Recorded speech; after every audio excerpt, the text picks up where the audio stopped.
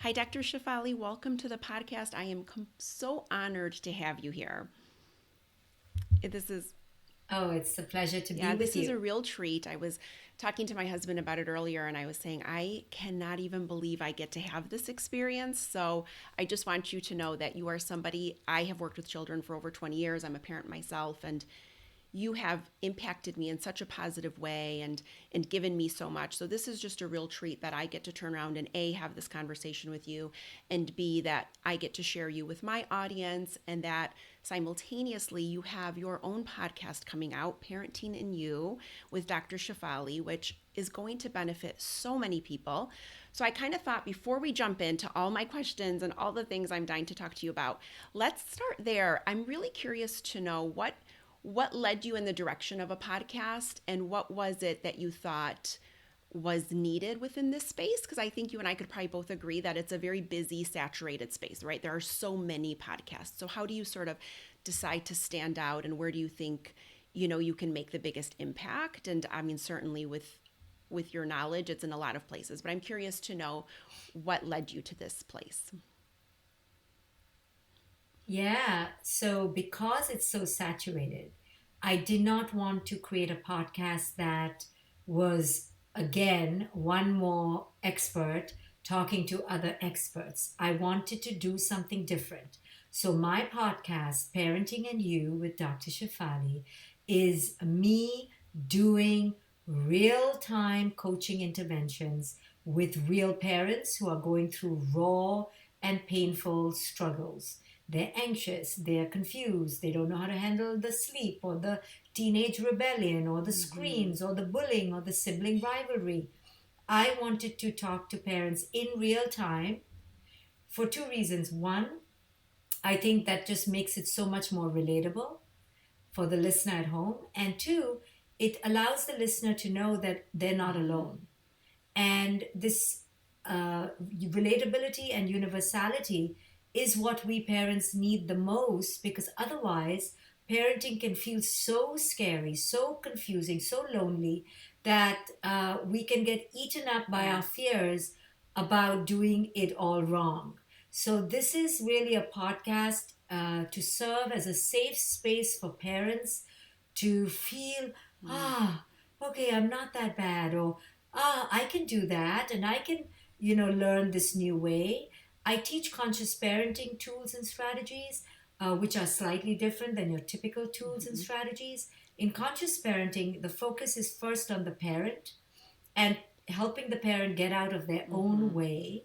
And then the second step is connecting with their children. But if we don't do the first step, then no matter what the child experts say you should do, it will not be sustainable, because you're coming at it from the wrong place. So I help parents align within themselves and then come to the parenting in a better way. So this is really an amazing laboratory, university, Yeah. school for parents. That's what I want every episode to feel like, where they feel like they can have their own therapy Mm-hmm. session. They get to listen to a beautiful piece of wisdom and insight from me, and they get to see how I work with other people and take the practical skills home. Absolutely. Yeah. I love so many things that you said there. And um, the paradigm with which you're describing a conscious parent, right, of doing the work within yourself and then working toward connecting with your child, I think is so critical, because I think most parents who are experiencing the overwhelm that you're describing, at least in my experience, sort of come to you with a fix it solution for their child. How do I get my child to stop, or how do I get my child to start, right? And then sort of fill in the blank. And like you, I have encouraged the parent to sort of first sit with what seems to be coming up. And it always kind of goes back to, but just tell me what to do. So, where do you start when a parent is even struggling to see the interconnectedness between who they are, their own personal journey, how it relates to the child, their journey, right? It's these two separate journeys that do interact, but certainly in a way that's meant to continue to help us to grow. Where do you even begin with a parent who just keeps saying, but tell me what to do, tell me what to say, like a very prescriptive, they want something that feels very prescriptive? How would you navigate that? Well, I first ask them to go inside themselves and ask them, what is your anxiety around the wanting to know? Something is making you very nervous right now because you want to know, you want to know, you want to know. And the parent will inevitably say, it's because if they don't do this, XYZ, then something bad is going to happen. Mm-hmm. So then I go deeper. Okay, what is the bad thing you believe is going to happen? If they don't get an A grade in trigonometry in seventh grade, then they won't go to eighth grade. Okay, let's really look Mm-hmm. at that. And then I ask them inevitably, what does this remind you of in your own Mm-hmm. life? And bam, they'll come up with, when I was in seventh grade, I was kept back a year and I don't want my child to go through that. It's always connected. Yeah. But you can't tell a parent it's connected. You have to show them that it's connected. So that's what my podcast is going to focus on. In every conversation with these parents, I show them, okay, do you see how it's connected? Do you see how you are just treating your child in the same way because you were treated this way and you're trying to now protect your child from being treated that way? And they're like, oh my God, yes, yes, yes. Or do you see that you're pushing your child to be a Mm-hmm. superstar because you feel like that is the way to happiness, but it's not really the way to happiness? And I show them that. Yeah. So if we parents are shown how in real time we are coming from fear, from lack, from insecurity, from unworthiness, then the parent has an aha moment and realizes, oh, I am co creating this situation with my child. It's not just that my child is annoying or Mm-hmm. rude or disrespectful, it's I am disrespectful as well. I am misattuning as well. So if we can take care of our part, then the road becomes so much easier to connect with our children. So if we just give the parent the script, say these 5 things to your child today, but we don't teach the parent how to be in the present moment, how to connect with their children, how to be emotionally available and attuned, which is what I teach, then those 5 things will feel very artificial to the child and it will not land well. Absolutely. Yeah, there is a lot in the work that I do, which is very similar to what you're describing, in this idea of when a child becomes dysregulated, even a younger child, a teenager, right? It's all the same thing. Something elicits an emotional response, and they struggle to regulate this emotional response. Younger children, we obviously know this is going to be bigger because it's still developing, and temperament and whatnot. And what I'm finding is so many parents are saying to me, I actually struggle to even regulate my own emotions. I always kind of say, are you finding you do what I call energy matching? I just sort of made this up, but this idea of as your child escalates, you escalate. Or in some cases, we see a lot of underreactivity. Like I'll work with parents who almost withdraw or just really even struggle to understand what to do next. So they almost become sort of frozen. So right along with what you're describing, this idea of tuning into yourself, I see that there is this desire from parents right now. There is this shift in conversation, likely due to work like yours, that is saying to the parent, okay, wait a second, what do I need to do to come into my own being and to really look at regulating my own emotions? Do you work on, in the podcast, I'm sure you will, as you're talking to families, what tools do you actually provide for the parent, let's say, in a moment where it feels like it just feels incredibly chaotic, right? We know this, a tantrum, let's say, or something where an argument starts to persist with an older child and all those little buttons start to go. Where do they even begin if they feel like I'm struggling to even manage or regulate my own emotions? Oh, yeah, great question. So I wrote this book. It's called The Parenting Map. I'm holding Mm-hmm. it up for people on YouTube. And it's a step by step solution map guide to consciously create the ultimate parent child relationship. I have 20 steps in Mm-hmm. this book. Now, we can't do all 20 when we're triggered, but to answer your question, when we're triggered by our children, we have to understand that part of it is because of something that we are bringing Mm-hmm. to the equation. And how do I know that to be true? Is if we're in a traffic jam and you tell me that you get triggered in a traffic jam every single time and you blame the traffic jam, I will show you 20 people who don't get triggered in the same way. So it's never the traffic Mm-hmm. jam. In the same way, one child can really upset a parent if they cough too much, but another child will not bother the parent at all if they're coughing too much. One child may bother the parent because they have a messy room. Another child will not bother the parent with the messy room. What I mean by that is that your child is only part of the trigger. A big part of the trigger is your own reactivity, which comes from your own damage, right? If you grew up, say, with a mother who was very strict around cleaning your room, and you cleaned your room every single day and were terrified of her, you may actually have a shorter fuse with the child than another parent. But in another house, that parent may say to themselves, you know what? I was yelled at so much, I'm not going to say a word. So they may actually encourage the slovenliness and the laziness and the uncleanliness, and that child will suffer. Not because the parent was being nice, but the parent was reacting from their own damage. And most of us react from our own damage in an unconscious way without realizing that we are. Absolutely. I learned that lesson in my own parenting journey. You reminded me of it when you were describing the messy room. I too grew up in a very tidy home, and there was a lot of reverence for keeping your home in order and neat and orderly. And when my kids began to sort of, I think they're older now, but when they were school age, and I would come home I was in graduate school at the time, and it was stressful as it was to sort of parent and be in graduate school and all the different demands. And if I saw a mess, I would have a much stronger reaction. And it took a lot of work to go, what is that? Like what's sort of coming up for me in this moment, right? Because the mess is it's exactly like you said, it's sort of this neutral piece. It is the mess. It is what I'm bringing and responding to the mess that's sort of creating more of the challenge. And it's a much more involved story, but at the end of the day, when I decided to let go of it, my kids started to pick up after themselves. So I think there is truth to this idea of like, once we really recognize and do the work within ourselves and recognize what's coming up and let it go, there is some abundance in what returns our way, which is that all of a sudden we don't have to control everything and feel the need to as well. So I appreciate. Right, the greatest abundance is in your own relaxation. Mm-hmm.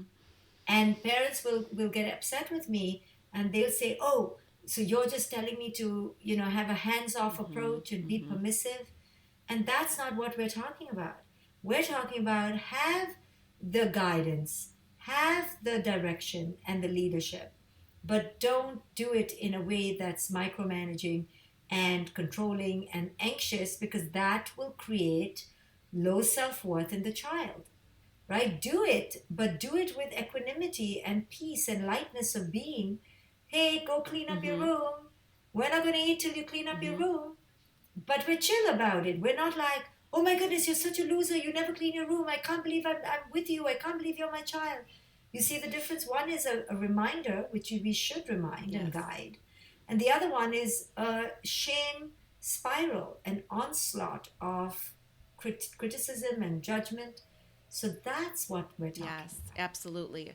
I love even the distinction that you made right now. And I think when parents listen to Parenting and You with Dr. Shefali, they're going to really see themselves in the examples that you're providing. I think stories and hearing another person's struggle, especially in the parenting space, allows you to feel seen and supported, even if it isn't you on the call, right? I do group coaching sometimes, Yes. and every time we wrap up, we do 4 weeks, and I do it live, and meaning I'm there talking with them. And when it ends, I always have the 10 families that participate say to me, it felt really good to hear somebody describe their struggle, and I just felt less alone. Because I think for most parents who are in some type of peril or challenge, it can feel like everyone around you, their children don't do that. It's just my child that seems to be behaving in this way or doing the thing or whatever the case is. So I'm Yes. so excited for people to have access to this podcast, because it will really allow them to hear their story and then to feel supported directly by you, which is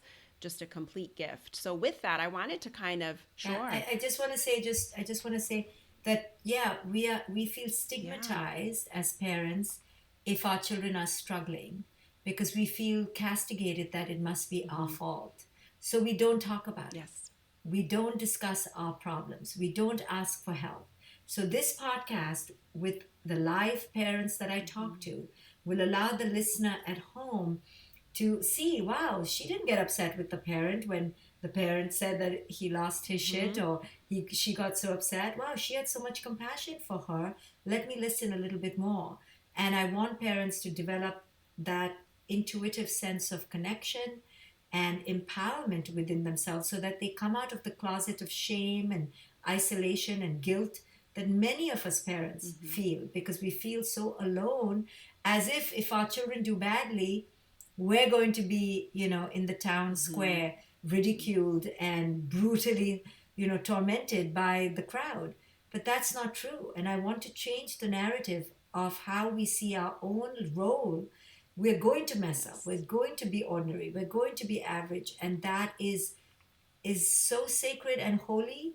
We don't have to ever doubt its purity and its I know. I effectiveness. appreciate you saying that so much because it just comes up time and time again. And I know for me, even in my own parenting journey, and my children are 20 and 18 now, so they're technically both adults. But what I have found when I reflect and look back, and my husband and I both feel this way, the most beneficial moments or the most valuable insights happened when we repaired. So mistakes happen. There's so much that you're a human having this human experience. And so and it was in the moments that I could say, I could have shown up better in that moment. I'm really sorry, and here is how I feel about that. And those were the moments that I think my children probably felt the safest and could then express their needs back, or could express how they felt in what felt like a safe way. So I appreciate you saying that we will make mistakes. We will all do this imperfectly, because I think that is the path. And also this idea of, I always think of Anne Lamott's quote in Bird by Bird when she says, it's obviously not a parenting book, it's on writing, but she talks about the idea of bless them and change me. And so this prayer that she recites is always in response to if she feels sort of bothered. Let's say somebody cuts her off in traffic. She says those words because she says that I want to share a blessing with them, but I ultimately know, much like you described, that it's my response to the situation that's causing me the stress. It isn't that I got cut off. So I right, love yeah. it. So it's this Yes. idea that can we kind of really turn that lens around and really look at what's happening inside of us. So I want to kind of walk through a couple of just quick examples of some of the things that come up in my line of work, and just get your thoughts on how you would kind of walk through that or walk a parent through that. So this question seems to come up often, and I'm sure you have heard it yourself, or this comment, I should say. I'll have a parent say, I tried saying this, right? Whatever the script that somebody provided them with, or my child's having tantrums, let's say, and I did the thing you said. I set a boundary, expressed empathy, and restated my boundary and tried to stay calm, but it didn't work. So, Right. So parents believe that that prescription is a yes. magic wand. And just because we wore the right color shoes and we wore the hat and we wore the sweater means that everyone around us is going to just fall in Mm-hmm. line. Children's emotions don't just turn on and off. Some take longer to calm, some take, short time to calm. It's not about the strategy as much as it is about understanding the principles behind the strategy. So when we give a strategy to a parent, I first make sure that they are in a place of alignment within themselves. They're in their Mm-hmm. heart. Because if you're not in your heart, then you quickly go back into defense mode in your mind. It's just like, if you say sorry to a friend and the friend says, I hear you, I understand, but I'm really upset because you did that, and I'm really upset. Blah, blah, blah, blah, blah, blah. In 2 minutes, your sorry is going to change to F Mm-hmm. you, Mm-hmm. right? And then the friend will be like, you see, that was not a real Yes. sorry. Because many times we're doing a fake Mm-hmm. apology, a fake Mm-hmm. prescription. We're not really coming from the heart. True empathy doesn't want the behavior of the other to Mm-hmm. change, because true empathy understands why the behavior I is love there. that. So whenever we come to our children, especially with an agenda that I'm doing XYZ, now you Mm-hmm. change, you're setting yourself up for mass failure and disappointment. You have to do XYZ and then do XYZ because XYZ is the right thing to Mm-hmm. do. Don't do XYZ to get Yes. ABC. When you are fixated on the outcome, you're just BSing your way through XYZ. Do XYZ because XYZ is the right thing to do. Yes. Oh, bravo. I love the what you just said about empathy too. It's so true. And so my response is, to them is usually very similar in that tell me what you mean when you say it's working or not working. And usually, right, we in the parenting space, I think most people believe it works when we have no quote unquote expression of negative emotions, right? Crying, upset, frustration, anger. And I said to them, you feel those things. If somebody just told you the plans you're so excited for this weekend have just abruptly been canceled, you are allowed to feel disappointed, even though you can maybe rationally understand why that occurred. You still have a feeling, and you still express that feeling. So it's not wanting them to necessarily change what's happening. It's just this idea that it's so funny to me that working looks really buttoned up, and it should just have a correct cooperative response, and that feels, seems to be the aim. So I love that you just expressed it that way, because I think it really hit home for me at least, and I know many others. So what's your response to parents? Let's start with younger children. I work primarily with parents of younger children, and I myself have worked with mostly younger children. Let's look at even just a tantrum phase. Where do you begin if you have a child who's really in the throes of everything is feeling like a moment of emotional dysregulation, everything feels like it's the result, or results in a tantrum, and a parent is feeling incredibly fatigued and exhausted by having to manage these. And some of the advice they've been given by others are things like ignore it, redirect. I'm thinking of all the ones that kind of come my way that you probably have heard many times too. In some cases, parents are punishing, and I know I'd love to get your thoughts on yelling and punishing and having these bigger reactions to it. So, can we start there and kind of, I know this audience has a lot of questions about tantrums, and I'd love your insights. Well, I encourage parents of children who are experiencing a tantrum, and let me tell you, it will continue sometimes even into early adulthood, that you need to look at the tantrum as a quest, a search, a thirst for regulation. No child wants to throw a tantrum because they just woke up that day and said to themselves, I'm going to be difficult. No child wants to disrespect you through the tantrum. However, it can be Mm-hmm. disrespecting, but that is not their intention. So, a tantrum, especially in young children, is a cry for help. Please regulate me. Please help me. I am losing my mind. I am out in the stormy waters and I need a life jacket. Can you be my life jacket? Now, what does that mean? That means that you have to ride the wave. And you have to understand that they're looking for regulation, they don't know where to find it. Now, if you come to them with 1,000 questions, why are you upset? Are you upset? Are you da da da da da da da da da? The child is going to go even more crazy because they are in their emotional brain and you're trying to take them to their thinking Mm-hmm. brain and they cannot make the leap. If they could make the leap, they wouldn't be in their Mm-hmm. emotional brain. So the reason they're in their emotional brain is because they, could not stay in thinking brain. So if you try to take them to thinking brain, they're not going to respond. Now, given that they're in emotional brain, how can I respond to them in an emotional state? Well, when you're really upset, right? And if the other person just keeps asking you 10,000 questions, you're going to lose it, or gives you their opinion or tells you what to do instead. So when we are in our emotional brain, the first thing we want is soothing, which can look like, I understand, mommy's here, I understand. It's so difficult. I get Mm-hmm. it. A lot of just gentle attunement. I totally understand. Just let it out. It's okay. You're Mm-hmm. safe. You see, I'm Yes. not even really saying much, but it's my Mm-hmm. tone. Mm-hmm. I'm saying it's okay. I got you. I'm your Mm-hmm. lifeboat. I'm your life jacket. I'm your safe space. You can just vent and vomit it. And the parent doesn't have to do anything except stay Yes. regulated, So which is so hard. hard to do. I know. And then, depending on the age of the child, you can just say, I'm coming right back, right? If they're 4, 5, you can leave the room for a few minutes and you leave the room, go splash water on your face, stay calm, and keep saying to yourself, my child doesn't mean to, attack me. My child doesn't mean to be disrespectful. My child is having a hard time, is not giving me a hard time, right? You say all the mantras, and then you go back in and go, I understand, I understand. It's so difficult. Can I hug you? No, don't hug me. Can I walk with you? No, don't. So you try intervention and see where they are, and then leave again. Go and replenish, then come back again. And then maybe say, you know what, I have this amazing song I want to hear. And the child will be like, no, don't hear the song. And you can just put on the song and start dancing or doing something fun and silly and just embody a different energy. And maybe they will come along. Yeah. And then later, when they eventually regulate, then you can have the deep conversation.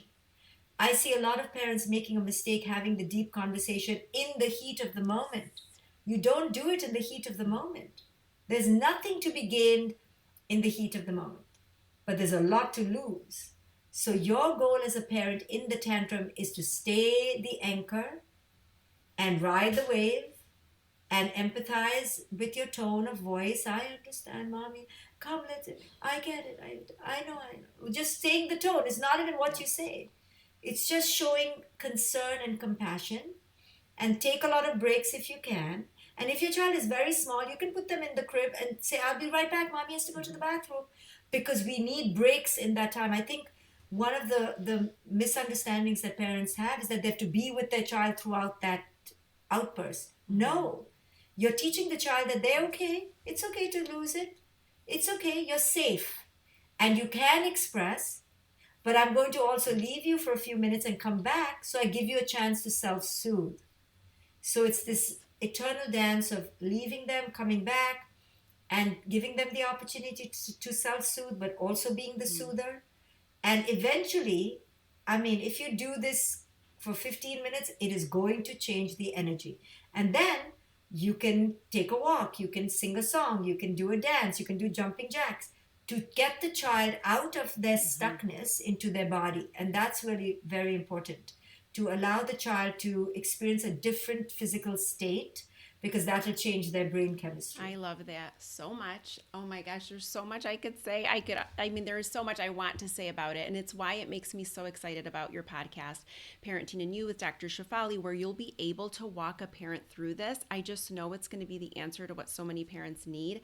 Thank you for normalizing that sometimes the parent has to step away and walk away to regulate themselves in order to come back to it. I had the exact same conversation with a parent I'm working with just a couple of days ago, and they said, I don't think I'm supposed to leave them. I don't know what I'm actually supposed to do, but I'm struggling. And we've created these rules somehow, somewhere. I'm not quite sure who did it and where it came about, but parents are really kind of abiding by these different things, and it's just not necessary. And you really want to do what's going to be most optimal for yourself and your child. And that's what I told this parent. Are they safe? Are you safe? Just take a step away, gather yourself. That's okay. That is okay. And your child begins to learn too that they are okay. And in fact, in some cases, some children will actually soothe faster when they are by themselves. It does not mean that we have to necessarily abandon them or say you have to stay alone until you're done. But we do allow for those moments in the same way as adults. Sometimes we can regroup when we're just alone for a minute with our own thoughts and getting back into our bodies. Oh my gosh, I want to ask you a couple more things. I know I want to be mindful of your time, but another topic that tends to come up frequently for parents is this idea of cooperation.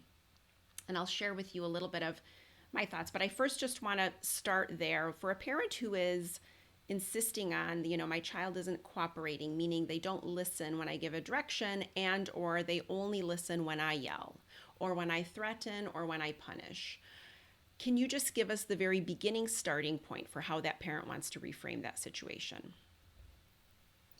Well, I think there are many mistakes parents make. Number one, they treat their children like puppets or dogs that they can just put the leash on and take them for a walk when they are free, when they are ready. So no, children have their own emotional temperament, their own emotional attunement to themselves, their moods, their likes and desires. They are human beings just like you. So they're not going to up and do something because you had a brainwave, or you wanted to go to the park, or you wanted to do a family vacation.